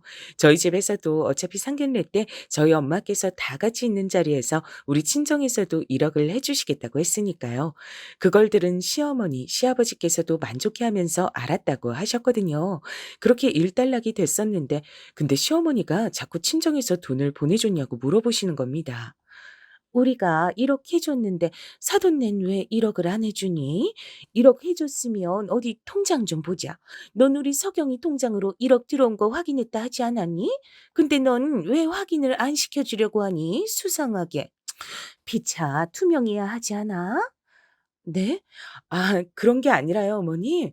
제가 그때 우연히 옆에 있어서 같이 본 것뿐이에요. 아버님께서 남편한테 1억 보내주실 때 말이에요. 절대 제가 보여달라고 한 적은 없고요. 그리고 오해하실까 봐 말씀드리는데 전 시댁도 친정도 똑같이 신뢰하고 있어요. 그리고 어머님께서도 저와 저희 친정을 먼저 신뢰해 주셔야 한다고 생각합니다. 근데 왜 자꾸 그러시는 거예요? 전 이해가 안 돼서요. 여보, 잠깐만. 내가 설명해 줄게. 엄마, 내가 잘 이야기할게요. 잠시만요. 시어머니가 자꾸 저희 친정을 의심하는 소리를 하시면서 1억 준 걸 확인하자는 등 자꾸 그러시길래 중재하려는 남편에게 한 소리를 했습니다. 그러자 남편은 자기 동생인 서방님 결혼 준비 때의 얘기를 꺼내더라고요. 아, 그게 말이야. 사실은 우리 엄마랑 아빠랑 나랑 내 동생한테 결혼 자금으로 1억씩 준비해 두셨다고 했었잖아. 동생이 먼저 결혼할 때도 아빠가 똑같이 1억을 준비하셨거든. 근데 재수 씨가 결혼할 때 그 1억으로만 결혼 준비를 하고 돈을 한 푼도 안 해온 거야. 해오겠다고 차라리 말을 안 했으면 모르겠는데 거짓말을 한 거였지. 재수 씨네에서도 1억 주시겠다고 했었거든. 뭐? 아, 그러면 동서야말로 거짓말을 한 거였네?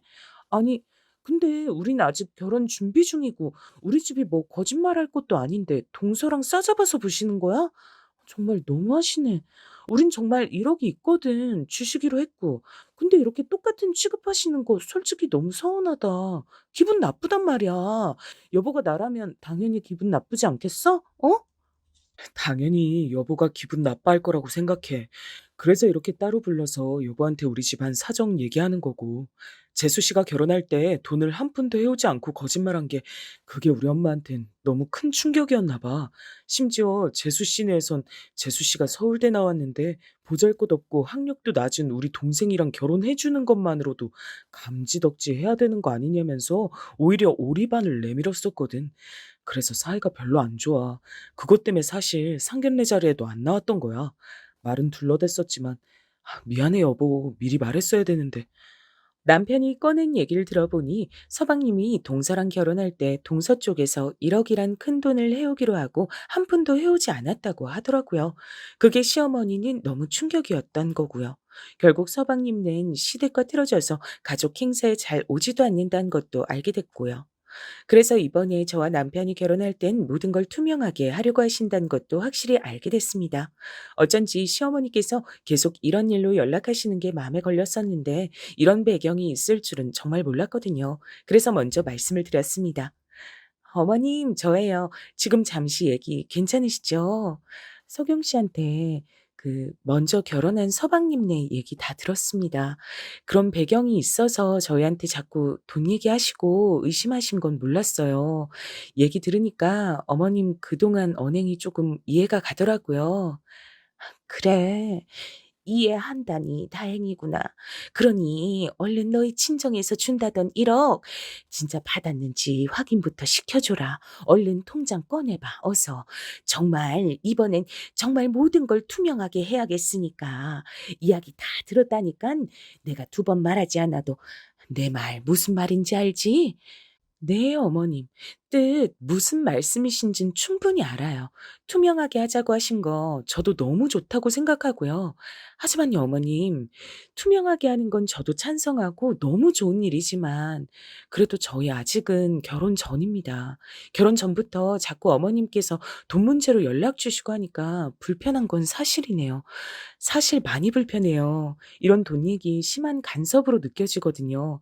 사실 결혼 후에는 저랑 어머님이랑 이제 가족이 되는 거잖아요. 가족끼리는 믿음, 신뢰가 생겨야 되는데 가족 되기 전부터 계속 이러시면 어떻게 믿음이 쌓이겠어요. 그렇지 않아요? 아니, 그래서 지금 끝까지 통장 못 보여주겠다는 거냐? 투명하게 하자면서 다 거짓말인 거 아니냐? 이 말이야. 너야말로 1억 없는 거 아니냐? 만약 있으면 왜 바로 안 보여주는 건데? 없어도 내가 자꾸 돈 거려야 친정에서 1억 받아서 투명하게 결혼 준비를 할 거 아니냐? 이러다 우리가 준 1억만 쓰려는 신보면 지금 얘기해라. 어? 정말 답답하네요. 어머님께서 자꾸 그렇게 의심하시고 돈돈거리시면 저도 어머님 연락 불편해서 피할 수밖에 없는 건 알아주셔야 돼요. 저는 어머님 안 피하고 싶거든요. 그러니까 제발 자제해 주셨으면 좋겠어요. 부탁드릴게요. 아니, 그렇게 떳떳하면 사돈댁에서 1억 받은 통장 먼저 보여주고나 말해라. 그 전까진 난 계속 연락할 수밖에 없다. 넌 사정을 아는 애가 왜 계속 뻗대고 있냐? 오늘은 더 이상 말씀 나누는 게 무의미한 것 같습니다. 진짜 저는 분명히 말씀드렸어요. 돈돈거리면서 연락 주시면 불편하다고요. 이게 솔직한 저의 마음이고요. 저는 앞으로 어머님과 정말 잘해보고 싶어요. 그리고 결혼 준비는 저랑 서경 씨랑 주도적으로 하고 싶고요. 그러니까 제발 믿고 기다려주세요, 어머님. 저 먼저 가볼게요. 아, 그래요. 물론 투명한 건 너무나 좋은 일이지만 결혼 전부터 자꾸 돈돈거리니 불편한 건 사실이잖아요. 여러분들께서 저라면 어떻게 하시겠어요?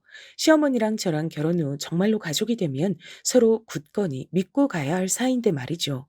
그래서 시어머니께 대놓고 말씀드리는 방법을 택했습니다. 그런데도 불구하고 시어머니께선 계속 돈 이야기로 저에게 압박을 주시는 거 아니겠어요? 정말 한숨만 나오더라고요. 그래서 저희 집에도 이야기해서 결국 1억을 받고 시어머니한테 캡처해서 내역을 보여드리고 이 일은 일단락이 되었습니다. 이런 일을 겪으면서 전 동서에 대한 감정이 나빠질 수밖에 없었죠. 여러분들께서도 만약 저라면 당연히 그런 생각이 들지 않으시겠어요? 그래도 그런 감정들은 최대한 티를 안 내려고 했어요. 저희는 그 일이 해결되자 일사천리로 결혼 준비를 마무리했고 무사히 결혼에 꼴이 나고 신혼여행을 떠났습니다. 다녀오고 나선 서방님네가 집들이 안 하냐면서 신혼집 구경 온다고 집들이 안 하냐고 했다는 겁니다. 여보, 내 동생이 신혼여행 잘 갔다 왔냐면서 신혼집 구경 좀 하자고 하네. 집들이 안 하냐는데 여보는 언제가 시간 괜찮을 것 같아? 어? 갑자기 웬 집들이야.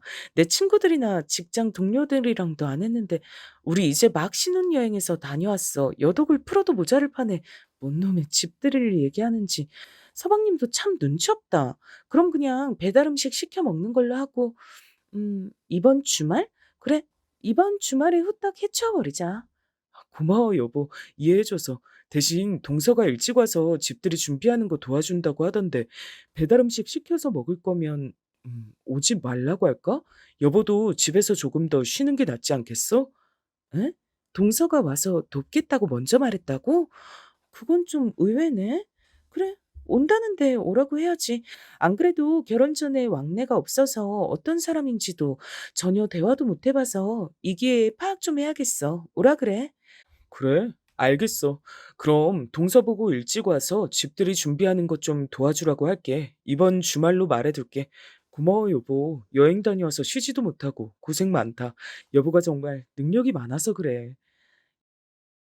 그렇게 주말이 됐고 동서는 정말 약속대로 집들이 하기로 한 5시보다 딱 1시간 일찍 오긴 했습니다. 그래도 본인이 직접 도와주겠다고 하고 온 건데 어떻게 겨우 1시간 전에 온 걸까요? 게다가 무슨 시상식 가는 줄 알았습니다. 집안일 하기 불편한 원피스를 입고 온 거 있죠? 이게 어디 집들이 도와주겠다는 사람의 복장과 태도인가요? 진짜 배달 음식 시키길 정말 잘했다는 생각이 드는 거 있죠. 이렇게 무개념이 또 어디 있을까요? 그런데 서울대 나와서 똑똑하다던 동서의 무개념 짓은 여기서 끝이 아니었습니다. 저희 신혼집에 있는 영어 책장을 보고는 한다는 말이 이런 말이었기 때문이었죠. 형님네는 어떻게 사나 궁금해서 와봤어요. 제가 오자고 한 건데 잘했죠? 그런데 여기 있는 책 장신용이죠? 저를 대놓고 비웃는 서울대 출신 동서가 어쩜 그렇게 얄미워 보이던지요. 물론 서울대도 좋은 대학이지만 그렇게 자기 잘난 맛에 다른 사람 책장을 보고 대뜸 장식용이냐는 말을 하다니요. 전 열받아서 이성을 잃고 말았습니다.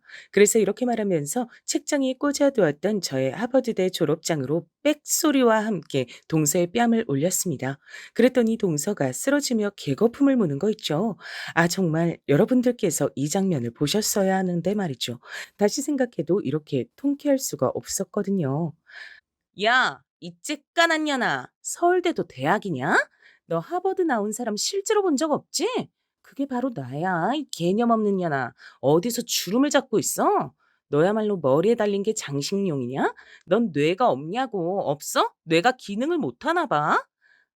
뭐? 뭐야? 진짜 하버드 졸업장이잖아? 정말 하버드 졸업생이라고요?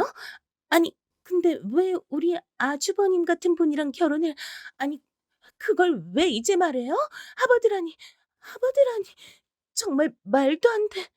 내가 하버드인 거랑 내 남편이랑 뭔 상관이야, 이 모자란 년아. 하여간 머리가 나쁜 년들은 이래서 안 된다니까. 넌 서울대 나왔으면 다야? 서울대 나온 게 뭔 대수라고 그렇게 뻗대고 다니냐? 하버드 졸업생 앞에서 말이야. 하버드 들어가긴 쉬워도 졸업 어려운 건 잘 알지? 아, 물론 서울대랑은 입학에서부터 비교거리가 안 되긴 하지만 난 무려 하버드 졸업생이야. 알아들어? 넌 서울대 나왔는데도 네 능력도 부족하고 멍청해서 네 남편 능력이 중요했나 봐? 근데 어쩌지? 내가 보기엔 내세울 게 고작 그 서울대 나온 것밖에 없는 동서보단 우리 서방님이 훨씬 아까운데. 뭐라고요? 솔직히 제 남편이랑 아주버님이 뭐 잘난 게 있다고 저랑 비교를 하세요? 진짜 불쾌하네요. 저 갈 거예요. 오늘 집들이는 없던 걸로 해요. 이런 기분으로 뭘 하겠어요? 정말 짜증나네. 넌 쫓겨나가는 거야. 미안한데 아직도 상황 파악이 안 되냐? 불쾌는 내가 불쾌하지. 맥락을 파악하는 능력까지 정말 형편없다. 넌 한국인이 맞긴 한 거니? 너 같은 멍청한 짝퉁 서울대생은 우리 집들이에서 아웃이야. 아웃이라고. 그러니까 너 퇴장당하는 거야. 집들이는 뭐 너보단 아까우신 서방님은 오신다면 환영해 드릴 생각이고 말이야. 넌 얼른 나가. 퇴장이니까. 1억도 못 가져올 돈이면서 가져온다고 했다가 너 서울대생이라고 뻗대고 말았다며? 불쌍한 우리 서방님만 집에 잘 오지도 못하고. 아, 아무래도 서방님이랑 동서랑 이혼시켜야겠다? 어떻게 생각해? 무개념 무늬만 서울대생 동서야? 1억, 그, 그건 형님이 어떻게 아시는진 모르지만 솔직히 제가 남편보단 훨씬 잘난 건 맞잖아요. 내가 남편이랑 결혼해 준 것만으로 1억이 뭐예요? 3억은 남편 내에서 해야 되는 거 아닌가요? 그걸로 하도 지랄하길래 난 못 준다고 한 게 그게 뭐 어떻다고 이혼을 시키네 마네요. 야, 그럼 처음부터 네가 서울대 출신이라 남편이랑 결혼해 주는 거라고 얘기하면서 1억은 절대 못 준다. 오히려 3억을 가져와야 결혼해 주겠다고 말하지 그랬어. 그랬어야 우리 서방님도 동서하고 살면서 시간 낭비 따위 안 했지.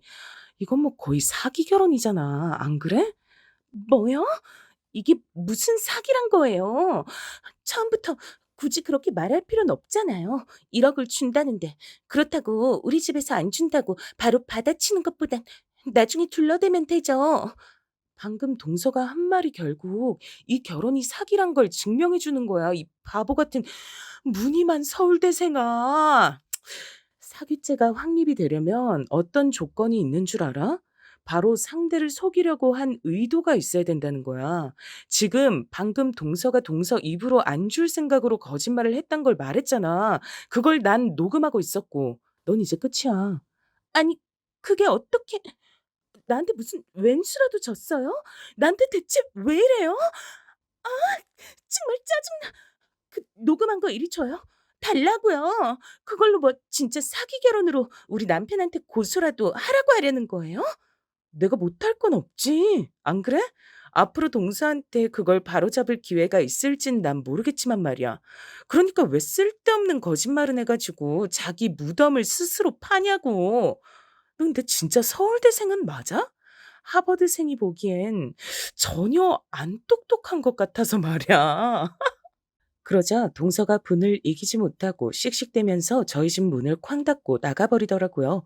전 너무 웃겨서 남편에게 전화해서 방금까지 있던 일을 이야기해 줬습니다. 그러면서 서방님 불쌍해서 동서랑 어떻게 사냐고 신세 한탄 할 거면 집들이 와서 한잔 하고 가라고 전달해 달라고 했죠. 정말 웃기지 않나요? 여보, 방금 집들이 파토 났어. 왠지 말해줄까? 여보가 밖에 있는 동안 우리 집들이 하기 딱 1시간 전에 와서 집들이 도와주지도 않고 우리 집 막 평가하듯이 보면서 평가질을 시작하는 거 있지? 게다가 옷은 더 가관이었어. 무슨 시상식 가는 줄? 원피스 입고 와서 애초부터 날 도와줄 생각은 없었던 거지. 1시간 전에 왔는데 옷도 시상식 갈 것처럼 입고 와서 하나도 안 덥고 우리 집에 대해 평가질을 했다고? 그래서 여보가 재수 씨 쫓아내고 집들이 파토낸 거야? 아니, 본인이 집들이 하기 싫다고 가버린단 거 내가 퇴장시키는 거라고 쫓아내는 거라고 해줬지. 나 하버드 졸업해서 영어 원서로 된 전공 서적들 책장에 있잖아. 그것들 보고 동서가 뭐라고 하는 줄 알아? 너무 웃기더라고. 뭐라고 했냐면, 이 책장에 있는 책들 장식용이죠? 이러는 거야. 나 진짜 육성으로 터졌잖아. 너무 어이없고 기가 차고 웃겨가지고, 어떻게 그런 기발한 발상을 할 수가 있는 건지 진짜. 뭐라고? 완전 대박이네, 재수 씨. 엄청 똑똑한 척 하더니 우리 여보가 하버드 졸업생인 건 몰랐나 보다. 아, 맞네. 얘기할 틈이 없었으니까. 뭐 근데 우리 여보랑 얘기해보면 느껴지지 않나? 여보가 엄청 똑똑하단 거. 재수 씨도 참 멍청하네. 그니까 말이야. 동서랑 결혼한 서방님만 불쌍하지. 그래서 말인데, 서방님은 동서랑 왜 결혼한 거래? 1억도 원래 동서가 줄 생각 없었단 거 본인 입으로 말할 것 같아서 대화하는 도중에 녹음하고 있었거든? 근데 아니나 다를까 아무 보잘것없는 서방님이 서울대 나온 동서랑 결혼하려면 1억 아니라 3억은 가지고 와야 되는 거 아니냐고 하면서 처음부터 1억 줄 생각 없었단 식으로 말하더라고. 이건 사기죄가 성립이 되잖아요, 여보. 안 그래도 우리 동생 결혼한 지 2년 차인데 재수 씨랑 결혼하고부터 표정도 안 좋고 많이 힘들어하긴 했어. 이렇게 오기로 해놓고 안 해와서 우리 엄마 아빠랑도 사이가 틀어졌지. 재수 씨한테 기도 못 펴고 산다고 우리 엄마 아빠도 엄청 못 믿어하시고 속상해 하시거든. 내 동생도 착해가지고 당하고 살고 있는 거지 뭐. 근데 사기죄가 성립이 된다면 혼인 무효로 가는 건가? 자세한 건 내 친구 이혼 전문 변호사 연결해 줄게. 물어보면 바로 답해 줄 거야. 서방님한테 여보가 전화해서 내용 설명하고 우리 집들이에 서방님만 오라고 한번 물어볼래? 서방님도 생각 있다고 하면 내가 정말 이혼하는 건 도와주려는데. 역시 여보랑 얘기하니까 아주 술술 풀리네. 고마워, 여보. 아마 동생도 엄청 기뻐하면서 집들이 오겠다고 할 건데, 이혼이든 혼인 무효든 동생이 재수 씨랑 결혼하고 항상 힘들어했는데, 이제 그런 모습 안 볼 수도 있다는 생각하니까 벌써부터 너무 좋다. 하여간 여보도 그렇고 서방님도 그렇고 너무 착해서 탈이라니까. 아, 잘생긴 뭐해. 이렇게 바보 같은데. 내가 옆에서 도와주고 살아야지 뭐 어쩌겠어. 으이구, 얼른 서방님한테 전화해보고 와. 난 좀 쉬고 있을게. 배달은 서방님 온다고 하면 바로 시키자. 바로 전화해보고 여보한테 다시 전화 걸게. 그렇게 남편은 바로 서방님에게 저의 이야기를 전달했습니다.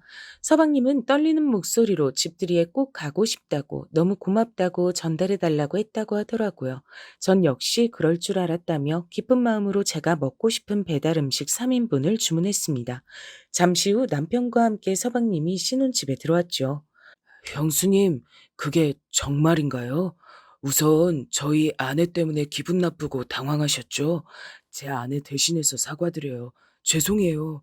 아내한테 그런 악의가 있는 줄 모르고 형네랑 같이 밥 먹을 겸 집들이 하자고 제안을 하는데 제가 너무 기뻐서 아무 생각 없이 시키는 대로 했네요. 아, 서방님이 무슨 잘못이 있겠어요. 이게 다 파렴치한 동서 때문이죠. 남편한테 듣기론 동서랑 결혼하고 2년 동안 계속 힘들어하기만 했다고 하던데 맞으세요? 맞다니까. 얘가 그렇게 잘 웃던 앤데 웃음기가 정말 쏙 하고 사라졌대도. 내 동생이지만 정말 결혼을 잘못했다고 생각해. 우리 부모님한테도 신뢰도 다 잃고 재수 씨가 거짓말한 것 때문에 부모님이랑 사이도 안 좋아졌잖아. 네, 맞아요. 저희 형 말이 다 맞습니다. 저도 아내랑 이혼하고 싶어요. 혼인 무효 소송이라도 할 수 있으면 하고 싶고요. 저희 집에서 준 1억에 제 회사 대출로 산 집에서 살고 있어요. 아내는 정말 결혼할 때 한 푼도 헤어질 않았거든요. 게다가 지금은 회사도 안 다니고 있고요. 결혼과 거의 동시에 아내는 직장도 그만뒀어요. 별다른 이유 없이요. 이제까진 너무 피곤하게 살았다고 이젠 편하게 살고 싶다고 하더라고요. 네? 뭐라고요? 그럼 지금까지 서방님 혼자 외벌이하고 계셨던 거예요? 그렇게 집에서 놀면서 서울대 나온 게 대체 무슨 대수라고. 저희 집에 놀러 와서 그런 망언을 한 건지. 참, 서방님 정말 안 되겠네요. 이혼하세요. 제 친구 이혼 전문 변호사예요. 여기 그 친구 연락처고요. 제 이름 되면 잘해줄 거예요. 일단 상담부터 받아보세요. 솔직히 2년 동안 제 아내랑 살면서 후회 많이 했어요. 형, 고마워. 형수님 정말 감사해요. 이 은혜 정말 잊지 않을게요. 바로 내일 당장 변호사님한테 상담 받고 올게요. 아내랑은 헤어지는 방향으로 하려고요. 그게 맞는 것 같아요. 다시 부모님하고 같이 살면서 대출 끼고 산 집은 다시 처리해야겠어요. 아내는 해온 게 아무것도 없으니까 헤어질 때도 아무것도 안 줄 수 있겠죠? 당연하죠. 사기를 친 건 동서 쪽이니까요. 너무 걱정 말고 내일 상담 잘 받고 와요. 저도 친구한테 따로 얘기는 해 놓을게요. 서방님, 제가 서방님이라서가 아니라 진짜로 서방님이 더 아까웠어요. 동서는 무늬만 서울대인 친구더라고요. 제가 오늘 얘기 나눠봤잖아요. 서울대 중에서도 가장 낮은 과일 것 같은데 혹시 정말 서울대는 맞긴 한 거예요? 서울대는 확실히 맞는 것 같아요. 아님 그렇게 자랑을 할 수 있겠어요? 졸업장 보여주면서 저한테도 가스라이팅을 했었어서 그건 맞을 것 같아요. 진짜 서울대생이 아니었음 그런 자부심이 대체 어디서 나올 수 있었겠어요? 그거 알아? 네 아내가 우리 집에 있는 책장에 영어로 된 책들 보고 장식용이냐고 물어본 거? 와, 난 거기서 수준 나왔다고 생각한다. 재수 씨 아무리 무개념이어도 그렇지 정말 깜짝 놀랐잖아. 그것뿐이야, 여보? 집들이 도와달라고도 안 했는데 먼저 도와주겠다고 했음 일할 복장을 입고 와야지. 무슨 시상식 가는 사람인 줄 알았잖아. 원피스에 백 들고 와서는 우리 집 평가질만 오지게 하더라고. 서방님, 진짜 정신 못 차린 거 어쩌나 했는데 그래도 동서랑 헤어지고 싶다는 거 확인해서 진짜 다행이에요. 이렇게 도와주실 때 확실하게 정리해야죠. 너무 감사해요, 형수님. 그 사람이 원래 좀 눈치도 없고 배려도 없어요. 저도 집들이 하자고 하면서 먼저 형수님 돕겠다고 얘기하는 거 보고 갑자기 왜 저러나 싶었는데 그게 호의가 아니라 악이었다니. 정말 놀랐어요, 저도. 하루빨리 이혼하고 연을 끊어버리고 싶은 심정이네요. 너무 자책하지 마요, 서방님. 서방님은 무늬만 서울대 나온 동서보다 훨씬 더 괜찮은 사람이니까요. 서방님의 잘못이 아니기도 하고요. 속인 동서가 나쁜 거죠. 아, 그리고 이혼 성공하면 서방님이 돌싱이 되잖아요. 혹시 이상형이 어떻게 되세요? 그래, 네 형수 말이 다 맞아. 너무 자책하지 말고. 그나저나 여보, 우리 석호한테 혹시 소개팅이라도 해주려고 그러는 거야? 너무 좋다. 역시 여보밖에 없다니까. 아이고, 이뻐 죽겠어, 그냥. 아, 그럴게요. 정말 감사해요. 말씀만 들어도 엄청 큰 힘이 나네요. 아, 저는 딱히 이상형은 없고, 고학력이라고 절 찍어 누르고 자꾸 하인처럼 부리려고 하는 사람만 아니면 좋을 것 같네요. 그런 거 말고요. 그건 너무 당연하게 갖춰야 될 인성이잖아요. 제가 설마 인성도 제대로 되지 않은 사람을 우리 서방님한테 소개해 드리겠어요? 외적으로 이상형이 어떻게 되는지 전 물어봤던 거였어요. 아무리 사람이 좋아도 서로 좋아하는 스타일이 다르면 연결되기가 쉽지 않으니까요. 나한텐 우리 여보가 완전 내 스타일인데. 내 동생 석호는 옛날부터 봐보면 얼굴 하얀 사람, 여리여리한 사람 좋아하는 것 같긴 하던데 그동안 만났던 여친들 보면 다 하얗고 말랐더라고. 맞지? 지금은 외모보단 정말 인성이 더 중요한데 굳이 취향을 따지자면 그쪽이 맞긴 해요. 얼굴 하얗고 마른 편인 분들을 선호하긴 하거든요. 저희 형이 저보다 절 더 잘 아는 것 같긴 하네요. 아, 좋아요, 좋아요. 이런 식으로 말해주면 찾기 편하죠. 제 주변에도 요즘 능력 있는 돌싱들이 참 많아서 마침 서방님이 딱 좋아할 만한 사람도 둘이나 있거든요. 내일 제 친구한테 이혼 상담받고 정리되면 제가 소개팅 제대로 주선해 볼게요. 정말 감사합니다, 형수님. 이렇게 신세만 져서 어떡해요. 제가 정말 아내랑 이혼하고 나면 한우 사드릴게요. 저희 남편도 같이 셋이서 한우 먹어요. 너무 좋네요. 곧 그날이 올 테니까요. 오늘은 일단 방법을 찾은 것만으로도 성공인 것 같네요. 꼭 동서랑 헤어질 수 있게 해드릴게요. 그러니까 걱정 말고 서방님도 얼른 먹고 마셔요. 그렇게 서방님과 저 남편은 셋이서 거하게 맛있는 음식과 술을 마시면서 동서를 나락 보낼 생각에 들떠 있었습니다. 동서는 단순히 저희 집에 와서 자기가 서울대생인 걸 뽐내고 싶었을 뿐이었겠지만 어쩌겠어요. 제가 그렇게 호락호락하지 않은 것뿐만 아니라 문제 해결사 기질이 넘치는 하버드 졸업생인걸요. 결국 다음날 서방님은 눈 뜨자마자 제 친구에게 연락해서 상담을 받으러 갔고 무효까진 어렵다고 해서 결국 이혼을 하게 됐습니다. 하지만 당연히 위책 사유가 동서에게 있었기 때문에 오히려 서방님에게 위자료를 줘야 하는 상황이 놓이게 만들었지만요. 너무 통쾌하고 기분이 좋더라고요. 이렇게 될 줄 전 예상했지만요. 그래도 실제로 해냈을 때의 짜릿함은 또 다르잖아요. 여기서 멈추지 않고 전 서방님의 소개팅을 주선해 줬습니다. 다행히 제가 소개해서 만난 사람과 얘기가 잘 되어가고 있는 중이고요. 저와 남편에게 한우 대접도 거하게 했습니다. 저랑 남편이랑 그날 정말 배 두들겨 가면서 한우를 먹었어요. 한우가 비싸잖아요. 회식도 절대 불가능한 한우. 그 한우를 배불리 먹은 건 정말 또 다른 기쁨이더라고요. 한우 얻어먹을 만한 선의를 베풀었으니 당연한 거긴 하지만요. 사연 들으니까 어떠신가요? 서울대 나왔다고 나대던 동서. 알고 보니 사기 결혼으로 1억은 해올 생각도 없이 무일푼으로 결혼한 동서. 임신해서 육아하려고 그러는 것도 아니고 요즘 세상에 그냥 갑자기 쉬겠다고 회사를 관둬버린 동서. 이혼할 사연은 아주 차고 넘쳤는데 서방님은 그동안 왜 참고 살아온 걸까요? 하여간 이렇게 너무 착한 형제, 제 남편과 제 서방님이니 제가 챙겨야죠. 어쩌겠어요. 뿌듯한 마음 안고 이렇게 사연을 씁니다. 이번 한 주도 고생 많으셨습니다. 모두 행복한 한 주 보내세요. 사연 들어주셔서 감사합니다.